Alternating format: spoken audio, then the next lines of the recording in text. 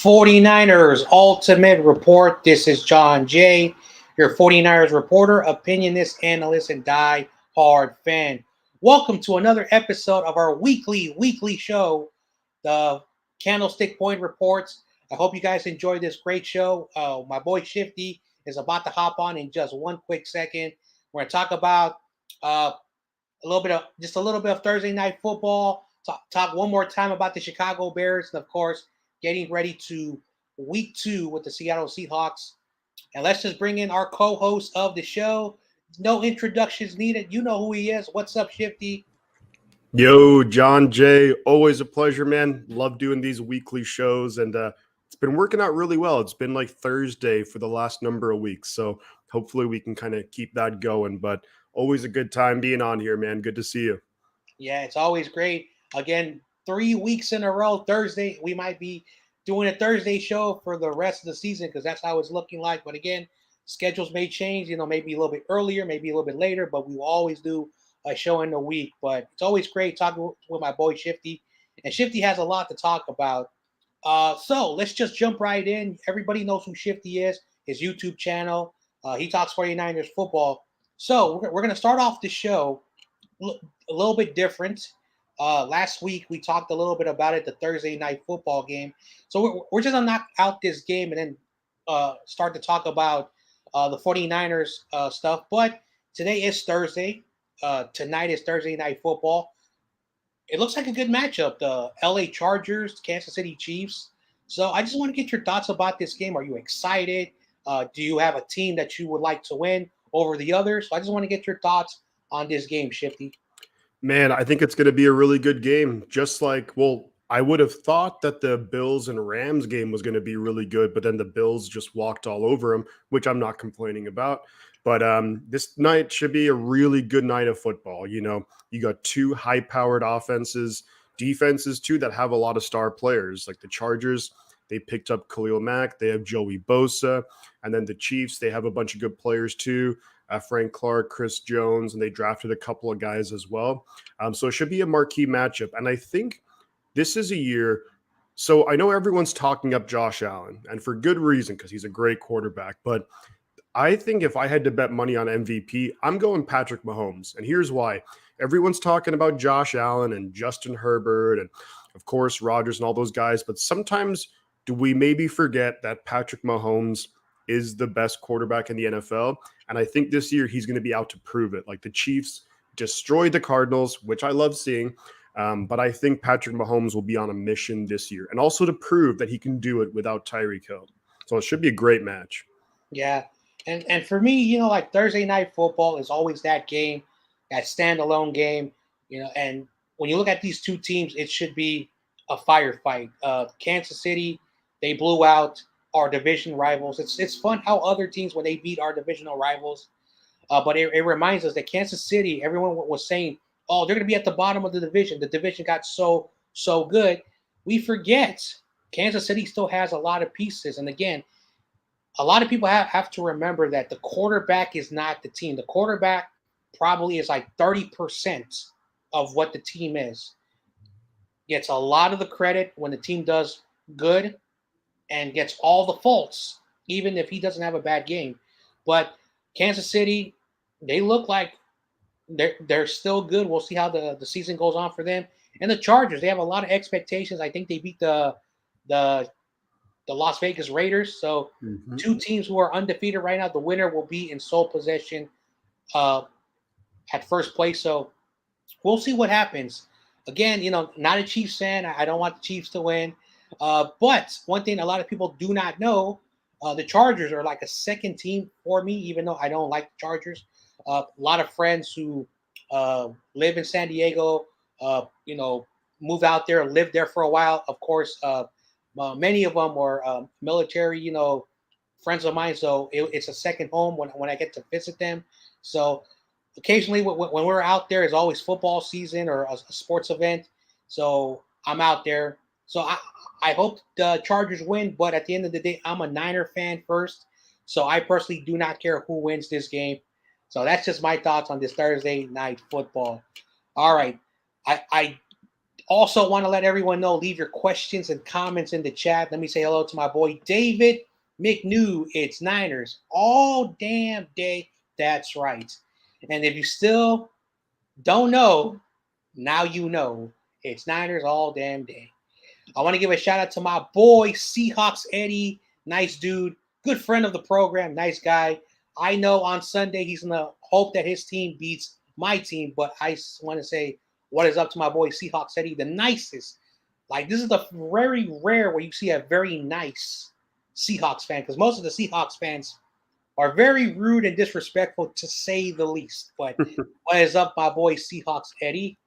Kimberly is in the building. What is up? Hi, John J. Let's go, 49er fans for life. Yep, 49er fan for life. Yep. Thank you, Kimberly. And David also says, hi, Kimberly. So feel free to leave your comments in the chat. I want to interact with you and have your questions ready. If you have anything you want to ask my boy Shifty, remember, just like we always do, ask your questions and comments in the chat, and Shifty will answer them. So don't be afraid to ask your questions.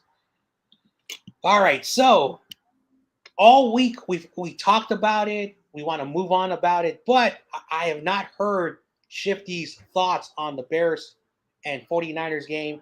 So I want to get Shifty's thoughts quickly on this game. What did you see? Were some good things? What were some bad things? I know there's a lot of bad things that you want to spotlight. So, Shifty, your thoughts on last week's football game?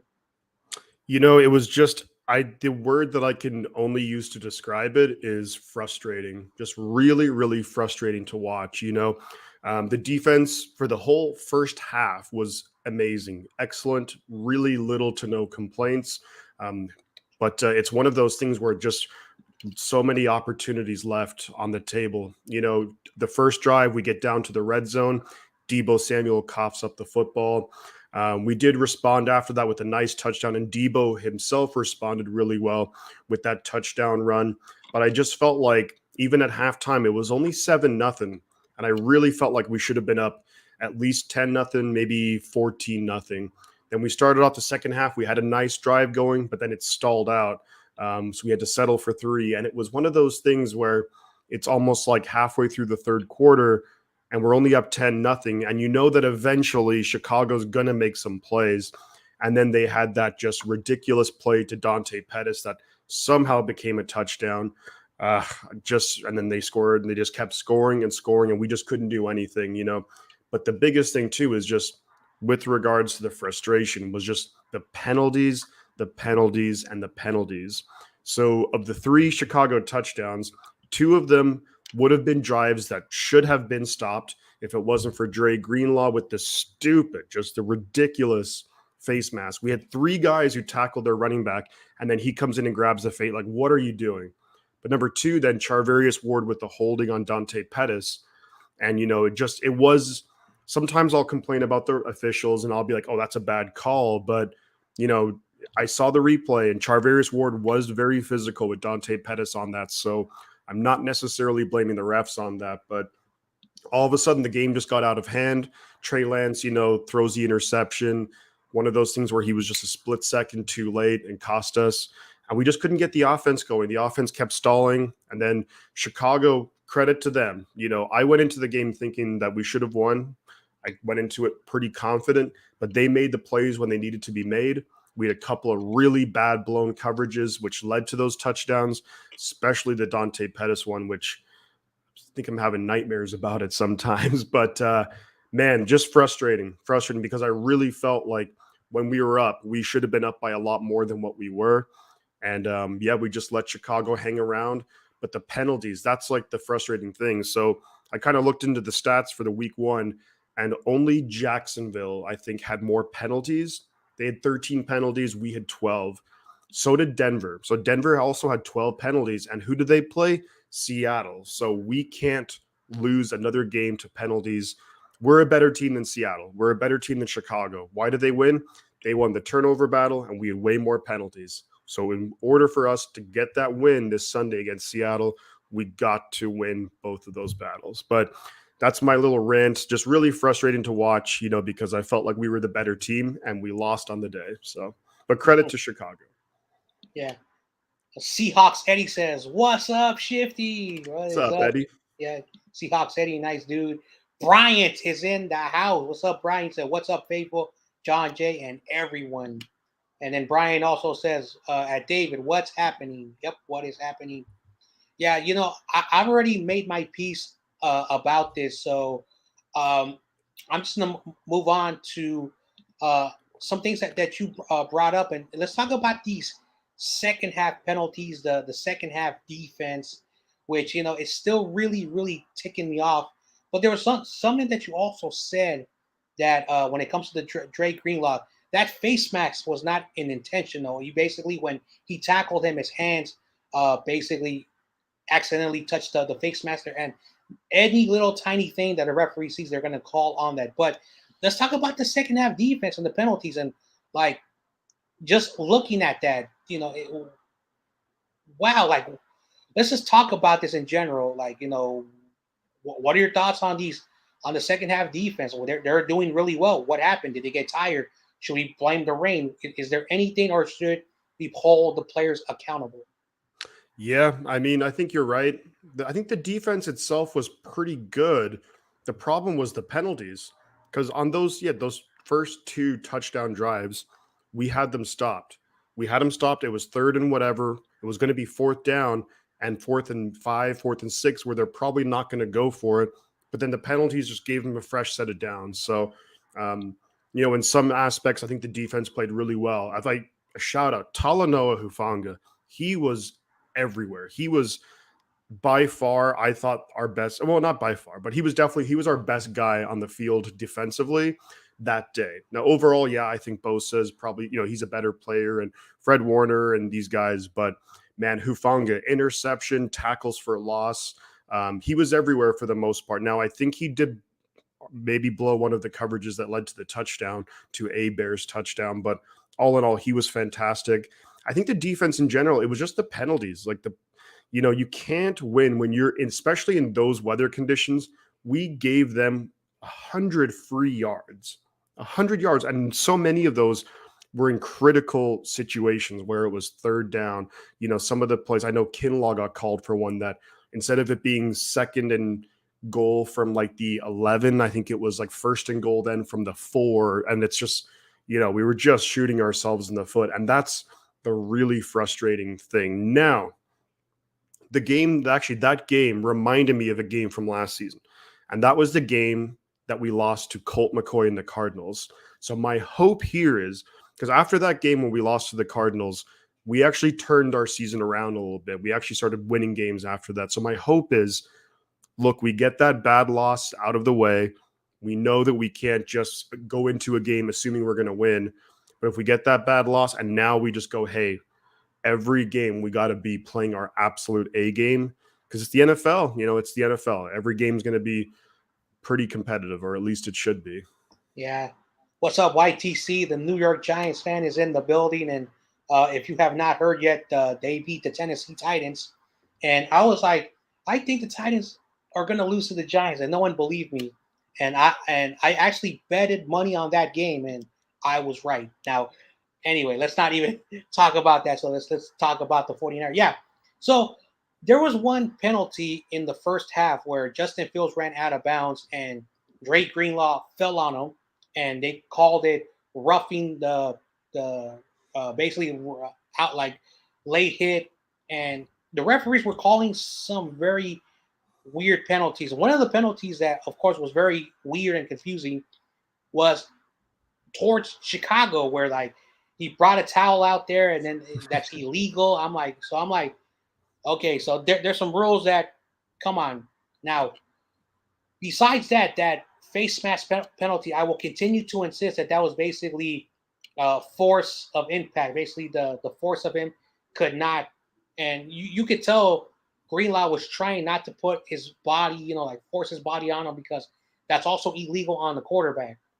But let's talk about that blown coverage where Justin Fields on 3rd and 9 scrambles, looking like he's going to go out of bounds, and then goes to the other side, and there's no one over there.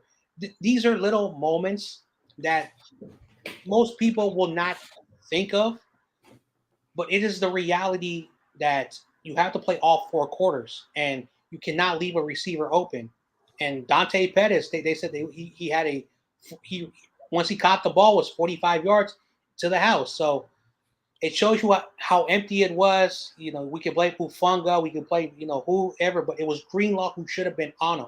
So basically, he did a penalty that should not have been called, and then after that, after he got called for the penalty, he left because he was the closest defender towards Dante Pettis. And the second touchdown, guess who was covering him? Dre Greenlaw. And Dre Greenlaw should not have been that person's him to cover that. It should have been a secondary player. So yeah, the second half defense, the penalties really hurt the 49ers. But at the end of the day, it's going to take us now to our next topic of this Bears game, and it's going to come down to now the offensive side of the ball, Trey Lance performance. I had different views on this, and as each day has changed, I started to give Trey Lance a bit more credit and start to criticize him less. So I want to get your thoughts first on Trey Lance performance. Did he do good, outstanding? Did he do awful? Is there any room for improvement? I just want to know your thoughts on Trey Lance. There's definitely room for improvement. I think, that can kind of be said for almost any quarterback. I thought he was pretty good. I mean, could he have played better? Sure. Could he have played worse? Absolutely. Like, if you think about it, that first drive, he had the really nice throw to Brandon Ayuk, and we were driving, could have easily led to a touchdown, but Debo coughed it up.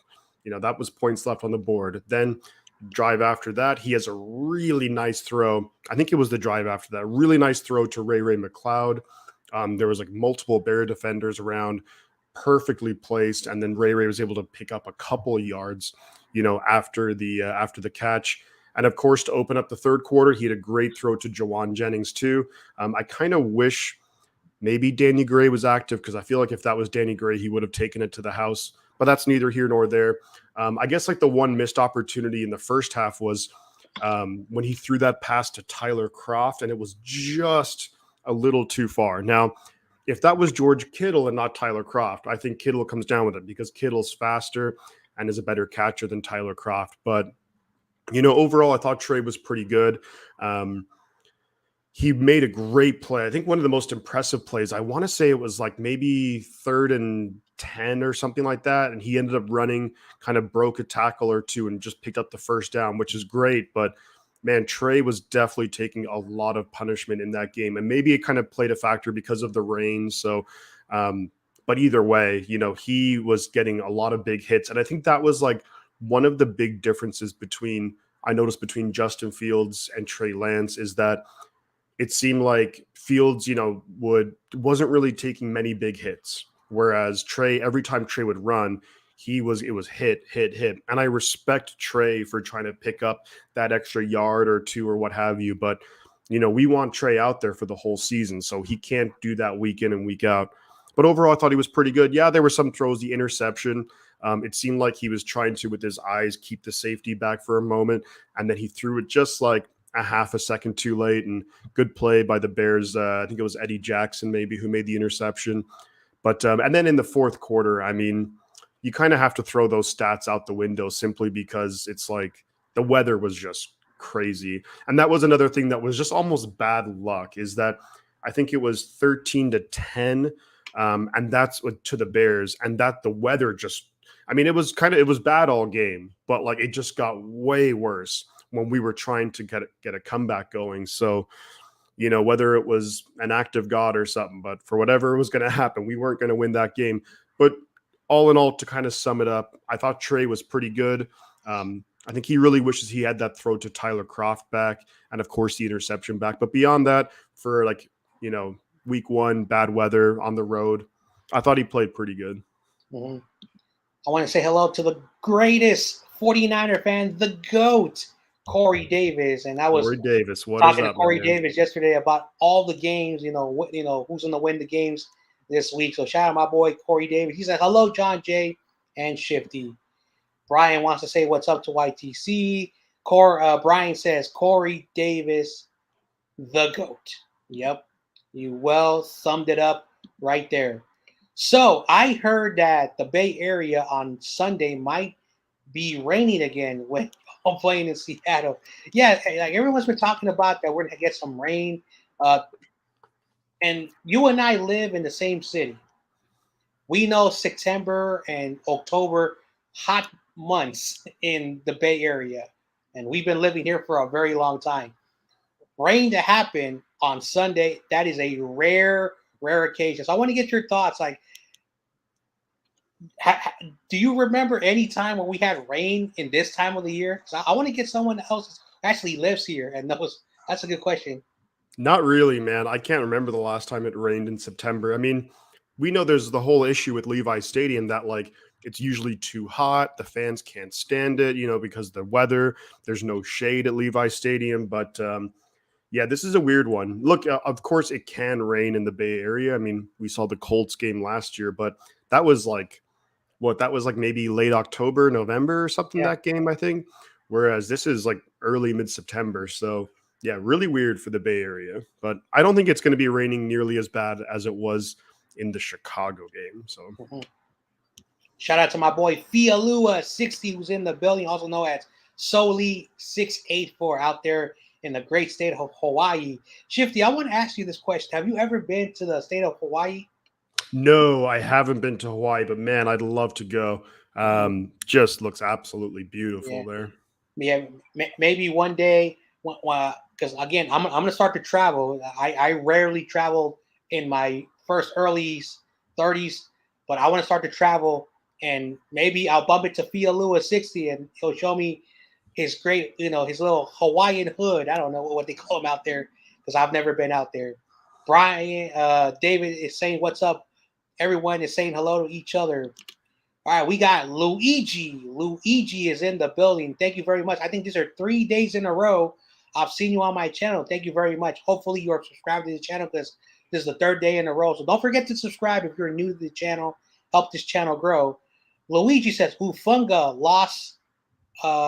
loses concerned about hold on.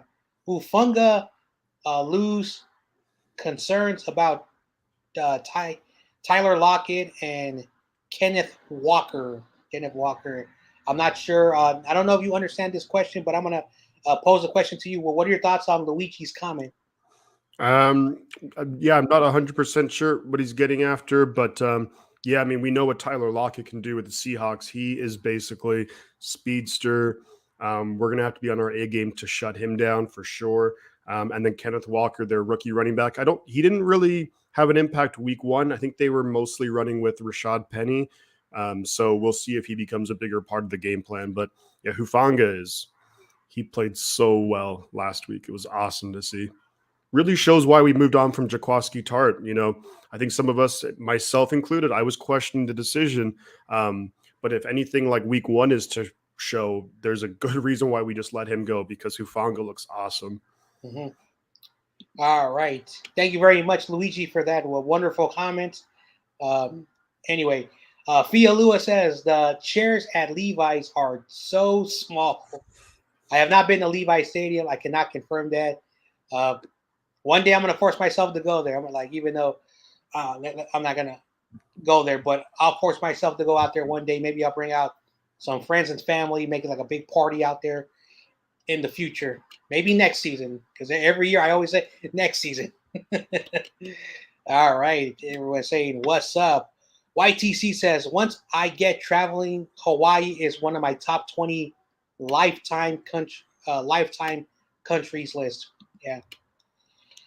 Yep. Fia Lewis says, come down. I'll be happy to show you guys around and have some pineapple pizza. And respect the people who like pineapple pizza. I am not a pineapple pizza guy. I don't know if you're a pineapple pizza guy, Shifty. I do not like pineapple on my pizza. I'm sorry. No disrespect to Fia Lewis. Maybe the Hawaiians do it way better than us in America. Maybe they have the magic, the magic ingredients to make that pizza tastes good. Hey, if I'm in Hawaii, I'm going to try a slice of Hawaiian pizza. That's for sure. But Again, like you, John, I'm not the biggest fan of it, but got to try it, maybe. All right, shout out to our rival Rams fan Rudy. Rudy, I'm not sure if you've ever done a show with my boy Ramelia Sports Report. He's a good dude. Imagine we get a Shifty and Ramelia. So, first of all, let me ask you this question: would you ever think of doing a show with my boy Rudy? Oh, I Rams mean, Rudy, yeah, I I'm think. totally down. I haven't really done too many shows with like rival fans, but yeah, that'd be a good time for sure. Yeah. All right, I've let's see seen what. some of his work. It's good. Yeah, let's see what Rudy has to say. Props, John Jay is going to be a must-see TV. 49ers Seahawks. Does Pete Carroll have something up his sleeves for Kyle Shanahan? Maybe, maybe. Hey, Is this? maybe Kyle Shanahan has something up his sleeve for Pete Carroll. Oh man. Hopefully, I don't know why he didn't have something against that Bears game, but I'm gonna digress from that. All right, we got my boys, the Deep Dig. Make sure I said a sports pod. Shout out to my boys, the Deep Dig, who's been on my channel in two weeks in my channel. These guys are really good. One of them is an aspiring to be in the sports media, and the other one is a die-hard fan. And I also think they're brothers as well. So shout out to my boy Deep Dig Podcast. Shifty has to do a show with them. It'll be must see TV. Let's see what they have to say. What's up, guys? How you feeling about Geno Smith going against our defense this week? Drew, one of them is called Drew. Thanks very much for tuning in. What are your thoughts about this question? This is very interesting. Yeah, well, before I get into that, I know, the guys from Deep Dig, they reached out, and I definitely want to do a show with you guys. You can ask John Jay that my schedule can be a little bit hectic and a little bit hard to schedule things at times. So, but I definitely want to do a show with you guys soon. I'll hit you back with my schedule. So sorry for not being on top of that. But to answer the question, I think so. Geno Smith. I mean, look, stat line was really good against Denver. But it seemed like he had a great first half and didn't really do much of anything in the second half. They didn't score any points in the second half. So one of those things where it's like, I think we just have to look. Geno Smith, he has some mobility, but he's nothing like a Justin Fields. So that usually plays to the favor of our defense. I think we got to pressure him, of course. I think overall, I was looking at the last couple of matchups between the Seahawks and 49ers. And like DK Metcalf and Lockett, they've both been solid against us, maybe 50, 60 yards a game, but nothing like they're not going off for like 100 plus yards. So, I think we have a good scheme to slow them down. We just really have to force them into mistakes, get more pressure on them. It seemed like once Denver was able to do that, they really just shut down that Seahawks offense. Their run game was decent against Denver. So, if we can just basically get them into those third and long situations, let Bosa, Ebukam do their thing, get after Geno Smith, and hopefully we force him into some mistakes. But he was good week one. So, but I do think that the defense should be able to slow them down somewhat. Mm-hmm. Bryant says pineapple pizza all day. And again, no disrespect to the pineapple pizza lovers. I've been told that the sweetness of the pineapple uh, and a lot of people think that it's on the tomato sauce, but it's on I think a ham, and then it gives it a little bit of a special type of salty, sweety taste. And then with the mixture of the cheese and the sauce, it has a very unique taste. But for me, again, I'm old school when it comes to pizza. Simple New York style pizza, thin crust, simple cheese, sauce, no toppings. Sometimes I put some vegetables on it, but I'm very classic, very simple because again, that's just how I like to eat my pizza. But shout out to those who enjoy the pineapple pizza. All right. YTC has a question. The question at Ramelia Sports Report: if Shanahan has something for Pete Carroll, always has something for the Niners. Every head coach in Seattle the last 20 years. Anyway, whatever. Whatever. Fia Lewis says, mahalo, everyone. Gotta go catch some bad guys now. Whoa, whoa. Oh, hey, stay safe, man. Stay safe. Yeah, stay safe. Brian, Do your thing. here, more pineapple pizza. And he says, tell him, Brian. And Deep Dick says, all good, Shifty. Looking forward to working together in the future. Big fans of both of your content. Appreciate that as well. And I'm a huge fan as well of their content. Yeah, I've watched some of their podcasts too, and it's always good discussion for sure. So those guys definitely know their stuff. Rudy, question: thoughts on Brown's Elf Field logo? Looks like Lucky Charm. Do you know what he is talking about? Yeah, have you seen it? Their new logo at midfield. No, I have not seen Oh, it. it's not good, man. It's not good. You know, what are those cookies? It's like Keebler. It looks like one of those, the little guy. If I'm the Browns, right? So, like, I'm no expert on like design or whatever, but I'm like that dog logo. You know, like the dog pound. They have like that should be their center field logo. That would be cool. That little elf guy is just a little weird. Yeah.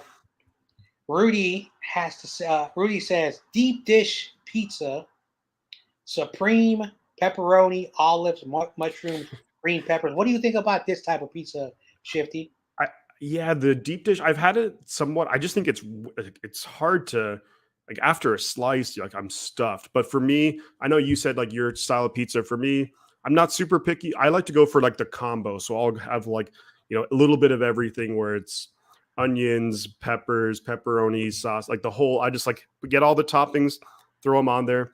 Usually the only toppings that I wouldn't be a fan of, usually not pineapple. Uh, and then like anchovies and stuff. Not really a fan of that, but I like the combo pizzas. Hmm. What's up to Pete? Thanks for tuning in. He says Chiefs and Chargers tonight. Yep, we talked about that early.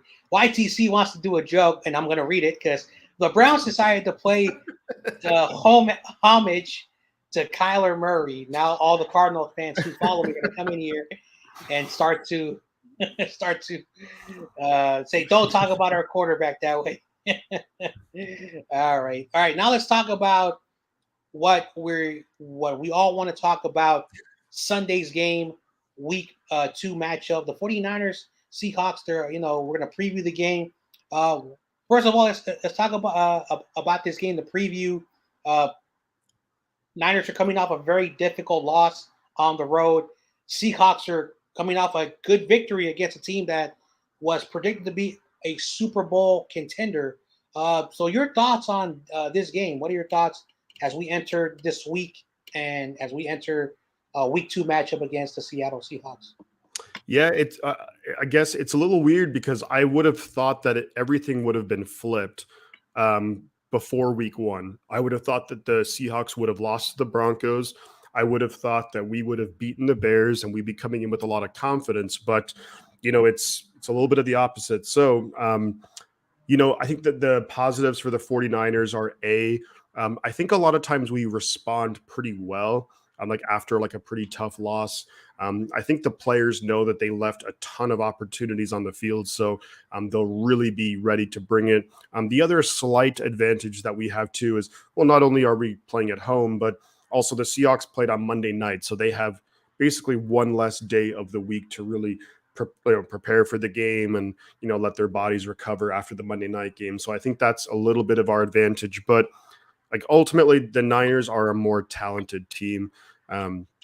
We just need to make the plays when they're there. When we play Seattle, Ramelia kind of said it, where a lot of times Pete Carroll maybe has something thrown in there. Like we saw last season, they had that fake punt that ran for like 75 yards for a touchdown, which really caught us off guard. But I think if we just play straight up football, we don't beat ourselves, we should come away with the win. I think it's going to be a close game, because Seattle, even with a lot of the losses that they've suffered, in the offseason, they lost Jamal Adams, but no, they still have some good players. And here's the thing, they are very well coached. So the Niners, can't take them lightly by any means.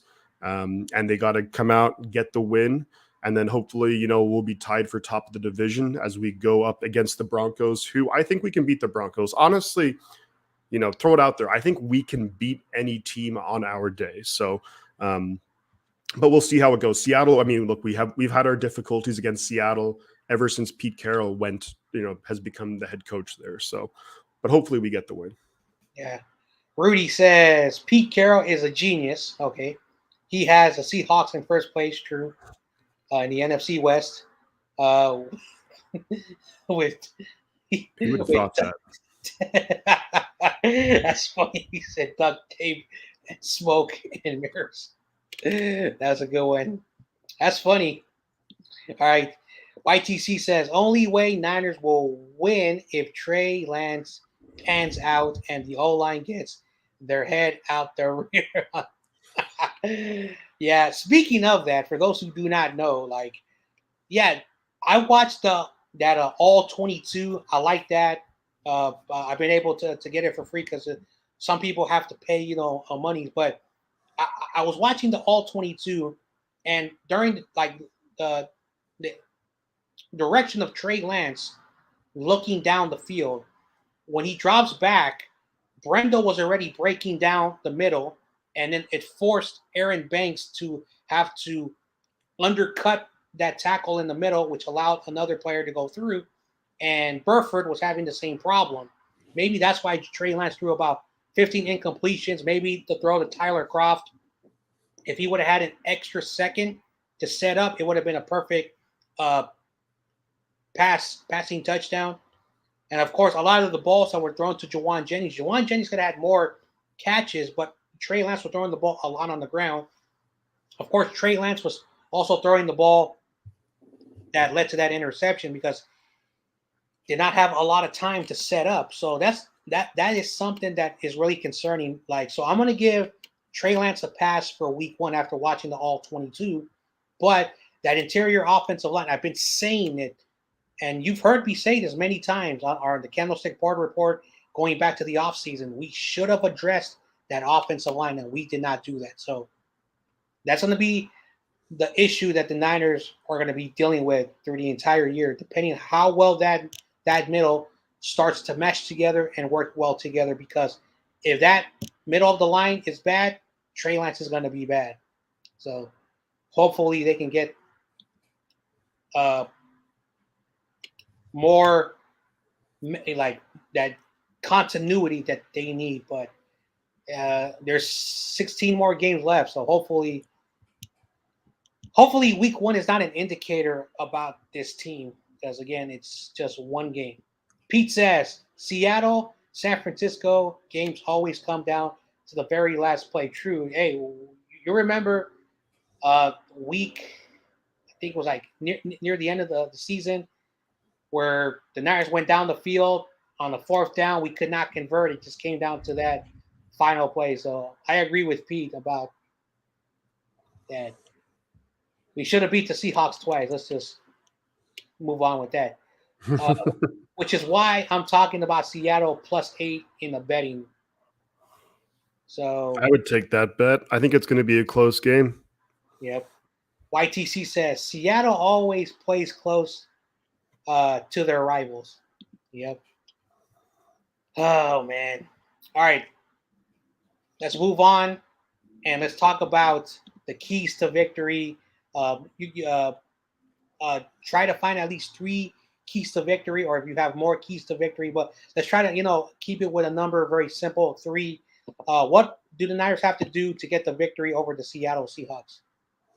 I think number one, mentioned it a little bit earlier, is we have to win both the turnover and the penalty battle.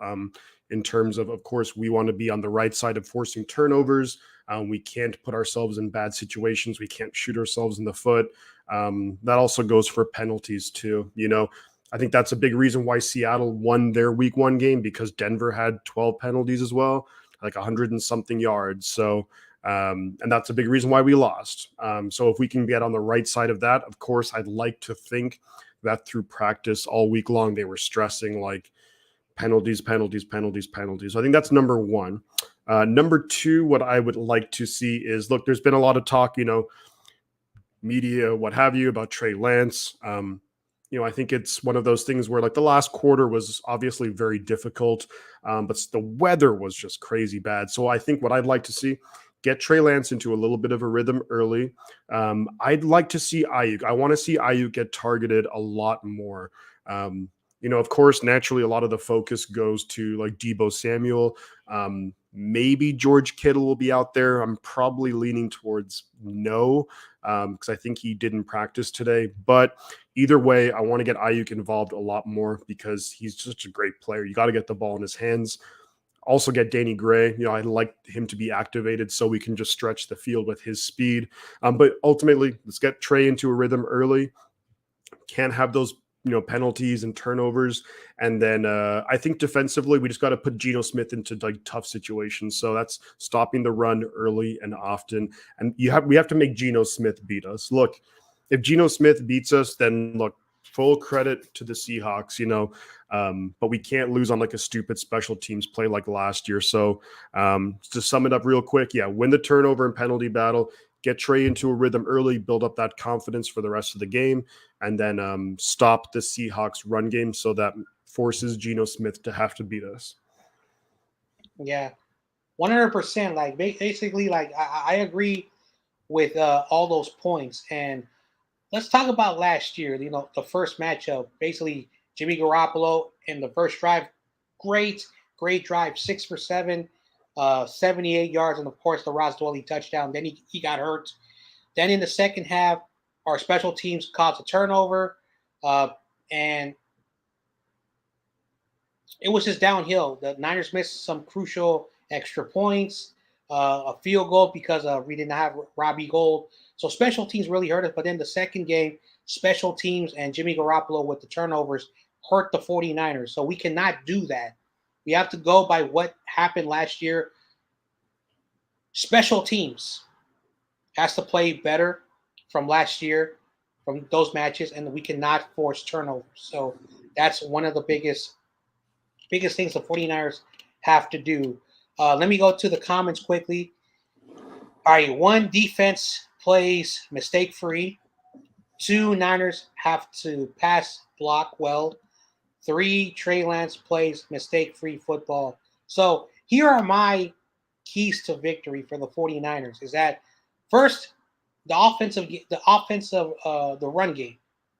Elijah Mitchell, you've probably already heard, out for 2 months. So Jeff Wilson Jr. will be carrying the ball a lot. And what does that mean? Trey Lance will be running the football, which is scary. Second, we'll be using Debo because last week we used him 8 times. If Jeff Wilson Jr. is not performing well, we have to rely on those backups. Again, they have no game start experience. They will be getting some touches, getting ready to get accustomed to the run game. So for us to win, we have to get a good run game, and the run game has to start off with Jeff Wilson being competitive, down with good runs, getting 5 yards at a time, using Trey Lance very little, using Debo very little, and hopefully the offensive line protects the run game. So that's the most important thing. Second, look what happened on Monday, the pass rush. So the Niners' offensive line versus their pass rush, we need to see how good we do protecting Trey Lance, because in the first game, they were not protecting Trey Lance. Trey Lance made a lot of horrible mistakes. So that's one thing that I'm hoping they can correct on. On the defensive side of the ball, it's the same thing. Mistake-free football from the defense, but the biggest one is our linebackers to play mistake-free football, because Dre Greenlaw is a representative of that linebacking core, and I want the linebacking core, all 3 linebackers, to be ready for what's going to happen, because Geno Smith in the first half was 16 for 17, good pass completion. He was making the passes that were very important, and we have to make sure that our linebackers are extension of the pass game. Last week, they were not an extension of the pass game. They became more of pass rushers, and they did not have their combination of being out there against their the offensive counterparts, which are the wide receivers and tight ends. So that's what the 49ers have to do to win the game. All right. So I agree, man. I agree. Big time. yeah. So now I want to have some questions asked for our guest Shifty's 49ers talk. So if you got any questions for my boy Shifty, please ask away, because again, we want to know what the fans want to talk about. If you want to continue to talk more about our game on Sunday or the Seahawks game or if you have any questions that you want uh, Shifty to ask, feel free to do so in the chat right now. Yeah, I mean, I think just in general too, until some questions come through, is that it's really easy to overreact to week one, and I think that's what like even myself for like a day or two, and that's why I was gonna do like a whole breakdown of the game, but I was just so frustrated with the game that I just ended up not doing it. But it's one game, it's week one, so. If you're, let's say, are the Packers fans, are they freaking out about the season, saying the season's over? No, like they got beat pretty badly by a division rival. Last year, the Packers lost 38-3 week one, and they ended up being the number one seed in the NFC. Um, I really honestly think that this team, the 49ers, could beat anyone in the NFL. The Bills, the Chiefs, whoever. I think we have the roster where we can beat them. We have a guy, a quarterback, who can make the plays deep, make plays with his legs. We have the running game. We have the coaching. Our defense is really good. That game against the Bears, of course, it's like a bummer. We never want to lose. Like no one ever wants to lose, but the conditions were really weird. Just the penalties. There was a lot of anomalies in that one. So I think 49er fans, we should still be really confident. Like think back to last year. If I'm not mistaken, at one point, were we 2-5 or 3-5? I don't Yeah, know if so we were. so Were we we were two? 3-5 after we lost to the Cardinals, which was the low point of the 49ers season. Like you cannot get Yeah. any lower with that. So that was very, very difficult. And if it wasn't for the Seahawks last year to also be bad, we could have been at the bottom of that division. It was a very bad low point for that. But we were 3-5 before the Niners turned it around. Like, and think about that. Like, we were 3-5, and we just lost at home to Colt freaking McCoy. And they didn't. I don't even like. They were missing. Like that was one of the most frustrating games I've ever seen, as well as last Sunday. But in general, think about like if to put it in perspective, we were 3-5 and we lost that game, right? So there's nothing to worry. We can't hit the panic button right now. We ended up being in the NFC Championship game, and we very well could have been in and won the Super Bowl. So for people who are freaking out, all that stuff, way too early. Let's just take it week by week, get some wins.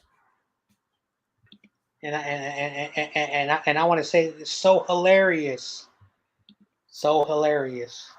Anyway, That game. Oh, Bryant has a question. What's the best pizza in the Bay?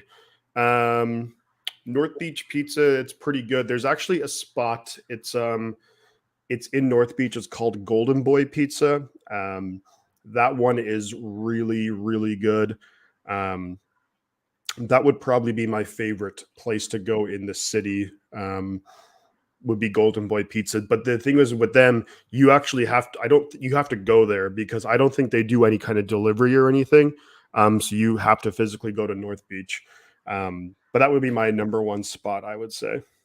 yeah, yep, yeah. Or else there's this really cool place. Don't know if you've ever heard of it. It's called Domino's. I think it's called Dom. You say Domino's Pizza? I'm just playing. Oh man, yeah. Like for me, like my favorite pizza, it's not there no more. Uh, it was well, I grew up in that area. It's an area for those who know. It's around Excelsior, Bernal Heights. You know, basically, and I work at a community center there.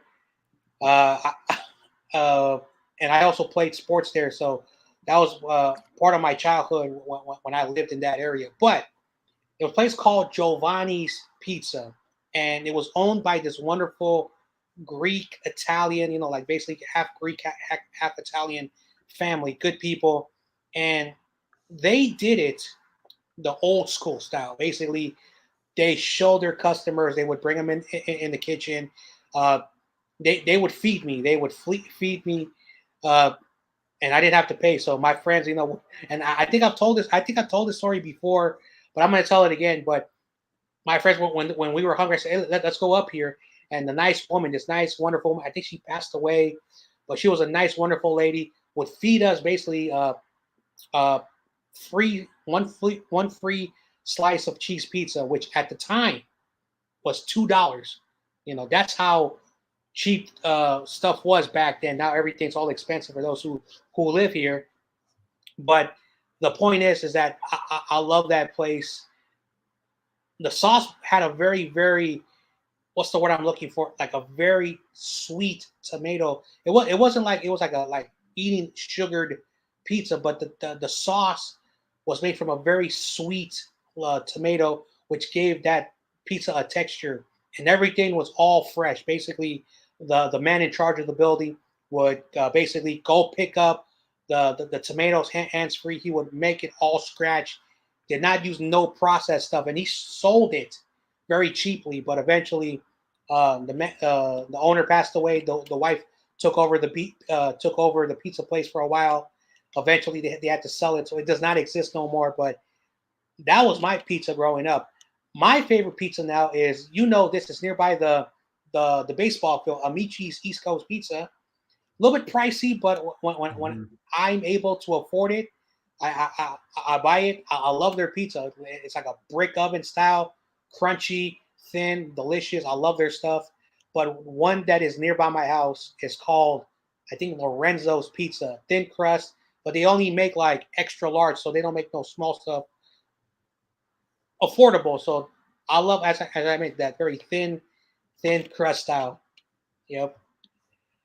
All right. YTC says, if I ever in the Bay Area, I'll mark that spot.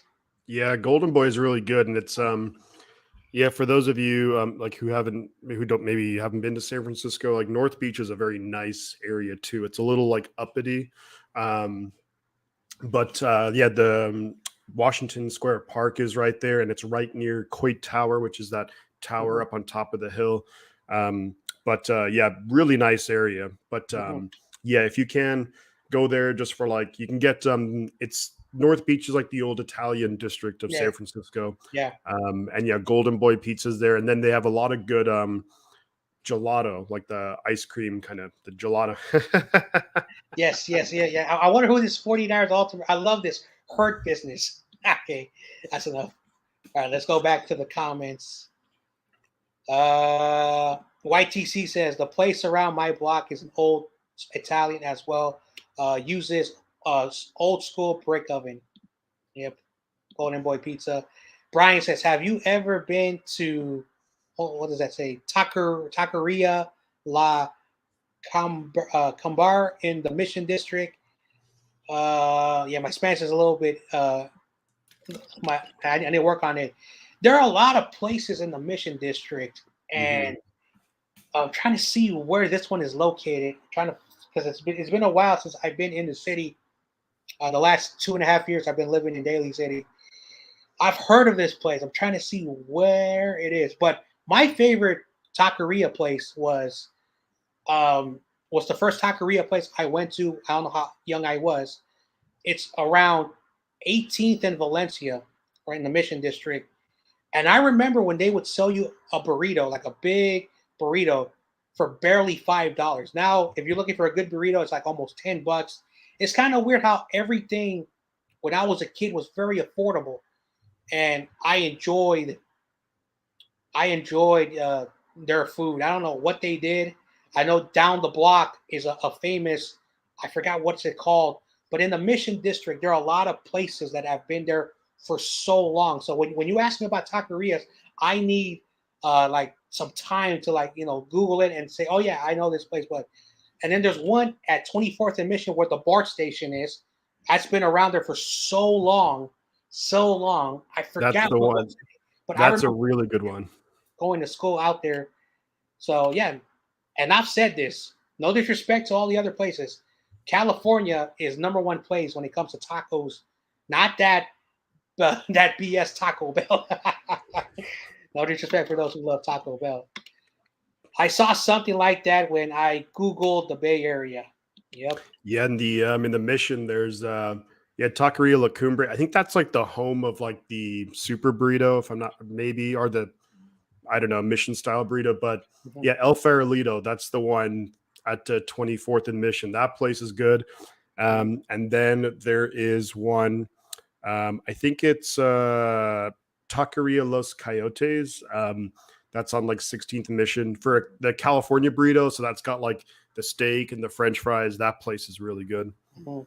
Yeah, yeah, and it is true. Like you and I can say this. The city is not what it used to be like because like everywhere there used to be restaurants. Now a lot of places have closed down. So you know, uh, so it is it's very rare to find good places out there because like a lot of uh these new business people are bringing in that like a organic style, like more high class end food out there. So it's rare to find stuff out there like it used to be anymore. But anyway, all right, we got my boy David says, "What's up, faithful John Jay and guests? We're back on track You this know week." it. I agree with that.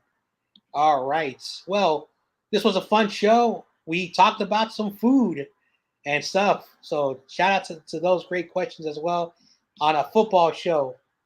But before we go, just like we always do, you've been on the show many times already before. You are now my top guest because I was looking at all my guests.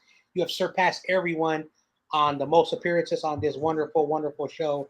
But before we go, let's remind everybody one last time, Shifty 49ers Talk. Talk about your channel, your social media, plug all your stuff in. This is your time. Your 2 minutes of Shifty starts now. Excellent. Thank you very much, John. Always a pleasure being on the Candlestick Report. Always have a good time. Love all the engagement from the fans in here. And yeah, a lot of names that we recognize for sure. So that's really cool. For me, yeah, Shifty's 49ers Talk, YouTube, Twitter, and Instagram. I'm definitely most active on YouTube and a little bit active on Twitter, not so much on Instagram. I should be more active. But yeah, 49ers content creator. During the season, I'll always do previews of the upcoming matches. I'll talk about any breaking news that comes up. And then I usually like to do a review or a breakdown of the game once it's been played. Kind of like John, I also stream the games live. We have a lot of really good people who come there all the time and check it out.